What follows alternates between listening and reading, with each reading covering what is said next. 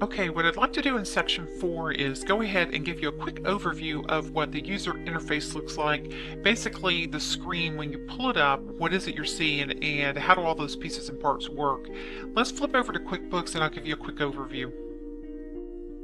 When you first log into your company file, you're going to be on what we call the dashboard right here.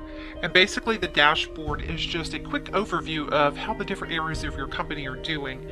A couple things you'll notice, you have the ability to add your logo. You can just click here, search your computer for your logo and pull it in. There are some things over here that it asks if you'd like to start doing. You can click there. So if you wanted to start invoicing, for example, you could choose that option.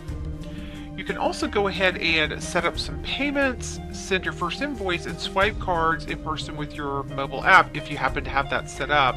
Now, some of these things are not free. They are fee-based, meaning that Intuit will sell these to you. So for example, if you'd like to be able to accept credit cards, then they can set you up with a merchant services account. You'll notice down here are all of your invoice options. So think of this as your accounts receivable. This would be the amount of invoices that you have outstanding that have not yet been paid. Over here are your expenses.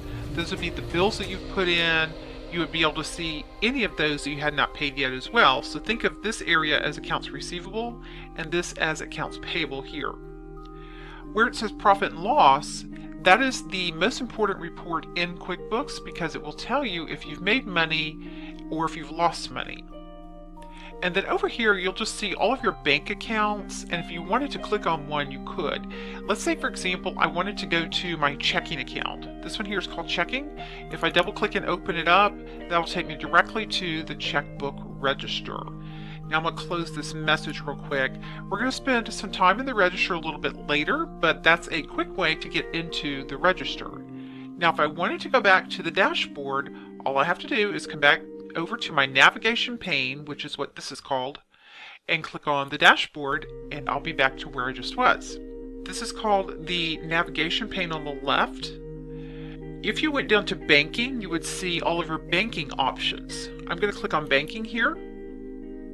And what this is going to show me is how to actually set up my account so that it is connected to the bank and I can pull in my transactions. Now, I'm going to talk about this a little bit later, but you don't always want to do this.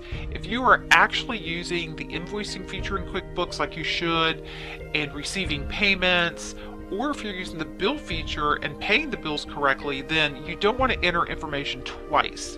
So you can set it up, but you're not always going to want to pull in data from the bank. Now, if you had a credit card, it would work perfectly. Now, I know that probably doesn't make sense yet, but we will talk about some of that stuff a little bit later on.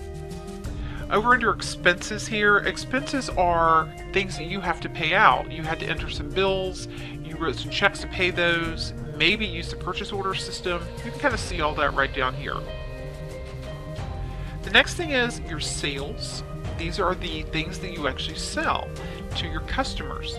You'll notice that under sales, I can look at invoices. I can also look at my customer list as an example. And I'll just show you what that looks like real quick.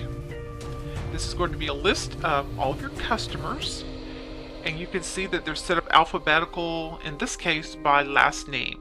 We're going to spend time on customers a little bit later, but that's how you get to the customer list. You also have different projects that you might work on. In the desktop version, they call these jobs. In here, they're called projects. You might have a particular customer you're working with, but you might have multiple jobs or projects going for that customer.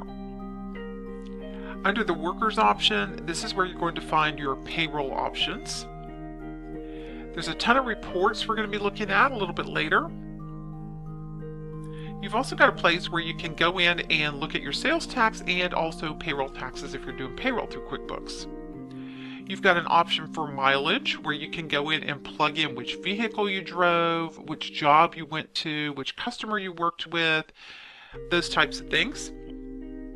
Accounting. Now this is going to be the one thing you want to remember how to get to because this is very important. This chart of accounts is the backbone of all accounting.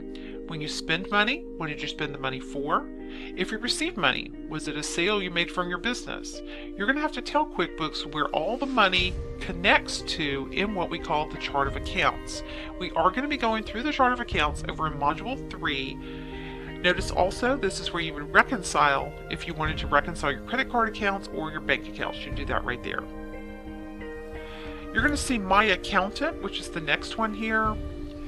If you actually have signed up with Intuit to use one of their QuickBooks Bookkeeper Accountant people that they have available, then this is where you would go to actually find that person and invite them to be a partner with you, as they call it. There's also some apps that work with QuickBooks. You'll see that right down here. They've got a list of some of the more popular ones, some of the trending ones, or if you wanted to look through some of the different apps down here at the bottom and pick one that you might want to use, you can do that. Down here where it says Live Bookkeeping, this is actually where we were just talking about a few moments ago. You could actually go to My Accountant and have an accountant partner with you.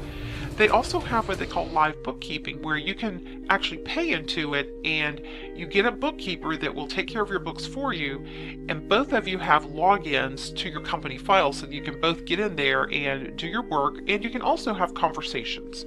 So you'll be able to talk to them live as well. And then the last thing here is what we call a cash flow.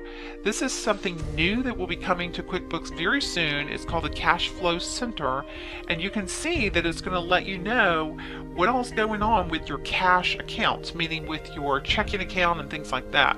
And you get a screenshot over here.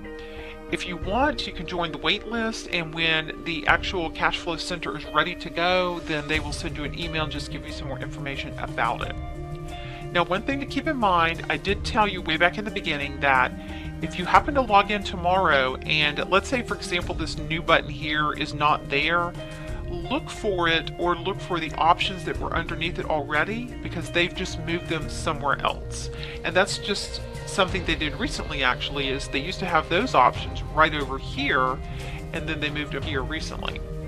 Now, just to tell you what the new is, anytime you want to create something new, like a new invoice or maybe add a bill, those types of things, you'll see that in this list. And you'll notice that where it says money in, all of these options are your accounts receivable. Anything having to do with customers. Whereas money out is your accounts payable. And then where it says other, these are just some other things that you can create new transactions in QuickBooks if you click on one of these particular options. The other thing I want you to be aware of is what we call the gear, and you're going to see that right over here in the top right of your screen. And we're going to go through the gear options over in Module 3. I just want to give you a quick overview of how this whole user interface looks and how it works. Now that you have a quick overview, let's head over into Module 3, and that's where I want to spend time talking to you about customizing your QuickBooks files.